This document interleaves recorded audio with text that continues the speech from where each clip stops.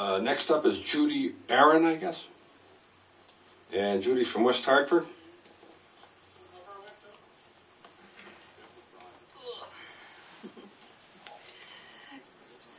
Good evening, honorable members of the Public Safety and Security Committee. Thank you so much for hearing all of us today. My name is Judy Aron, and I'm a resident of West Hartford.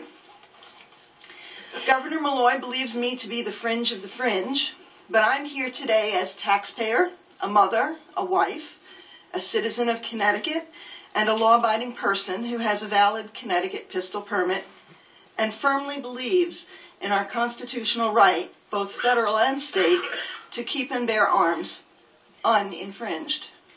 We have several bills before us today in this committee hearing, and I'm opposed to all of them, except SB 299, for the very reasons that other people before me and after me will enumerate. The numbers and names of the bills I have put on the back of my testimony with some brief stated objections.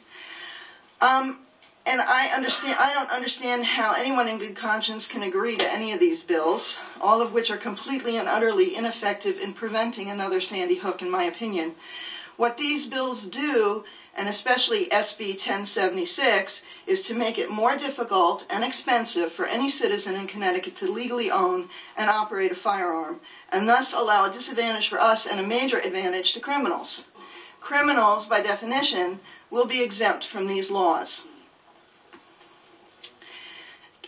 Can you explain to me how we're here crafting legislation without a full account of what happened in Newtown? Where is the toxicology report? Where's the police investigation report?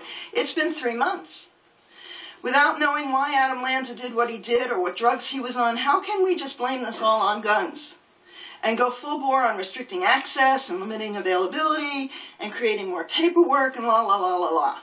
Did the current gun regulations, some of the toughest in the country, stop Adam Lanza? No, not entirely. From what I heard, the system actually worked and he was denied a permit, but he stole the guns anyway. He broke perhaps 24 laws, and so do you really believe that enacting 100 more laws and regulations is going to fix anything? Truly, it won't. Instead, you're going to be punishing good, hard-working, tax-paying Connecticut citizens for the crimes that Mr. Lanza committed. I will wager the only thing that will prevent this tragedy from happening again is not restricting gun ownership, but fixing the incredibly broken mental health delivery system in this state, and making certain that places where our children play and learn are made safe and secure. Where are the proposed laws for that? There are not many, if any. Do you know how many bullets I want in my magazine? It's one more than my attacker has. I don't want the state telling me what kind of gun I can own, or what cosmetics it can have, or how many bullets I can have in a magazine. In any crime against me or my family and my home, I will be the first responder. So I want you to know that. I should have the complete freedom to own and operate any equipment that my local police department has, since they are up against the same criminal element that I am in my own community. And I'll wrap up by saying, all of this ineffective knee-jerk legislation will cost Connecticut in more paperwork, more lawsuits, lost jobs, lost revenue, and lost lives. The costs are very real indeed. And I will tell you that this gun issue is not a Democrat issue. It's not a Republican issue. It's an issue that affects every one of us. And these laws that you're proposing will strip us of our ability to determine for ourselves how we wish to defend ourselves against criminals. So, if you support any of these measures that will further erode our choices, and whether you're a Democrat or a Republican, you will do so at the peril of losing your next election. Because hundreds of thousands of average ordinary tax-paying people like me across this state will work very, very hard to make sure that people who disregard our firearm choices and our rights and their oath of office will be unseated the next time Election Day comes around. Thank you. Thank you, Judy. Any questions for Judy? You have a question? Representative Mike Cattell? Thank you, Mr. Chairman. You know, we've heard throughout the hearing today many times from people testifying that we shouldn't be acting on something until we know what the full report is of the state police investigation is. And that's an important point to make, and it has a lot of merit. I think legislators should know as much as the state police know to date. We don't need to know necessarily what's going to take them 3 months, but what they know to date, we should know. I don't know why we can't get that information, because we shouldn't be legislating in the blind.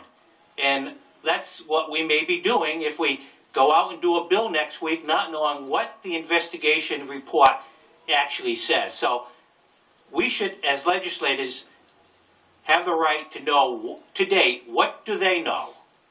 Absolutely, Representative Michatel, I couldn't agree with you more. And I am quite surprised and shocked that we don't have at least some sort of preliminary reports.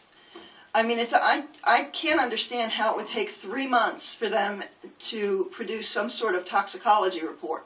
We should know whether Mr. Lanza was on some sort of medication that made him homicidal, that made him aggressive, that made him suicidal. I mean, normal people just don't get up one morning and blow their mother's face off and then trot off to a school to kill innocent children.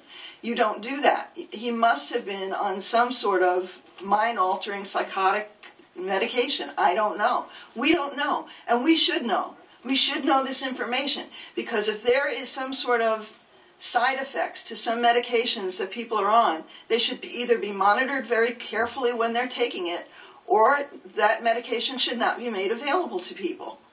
I mean, that's a public safety, a public health issue.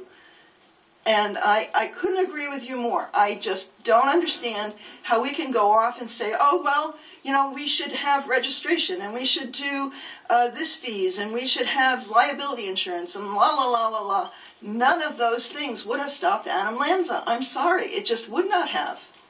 And I feel very, very strongly, as a permit holder in this state, that with this plethora of legislation that's come out, this is a backlash against me. I haven't done any crime. This is punishing me. And this is hamstringing me from being able to protect myself. As I said, how many bullets do I want in my magazine? I want one more than my attacker has. Thank you, Judy. Thank you. Any other questions from members of the committee? If not, thank you very much, Judy. Next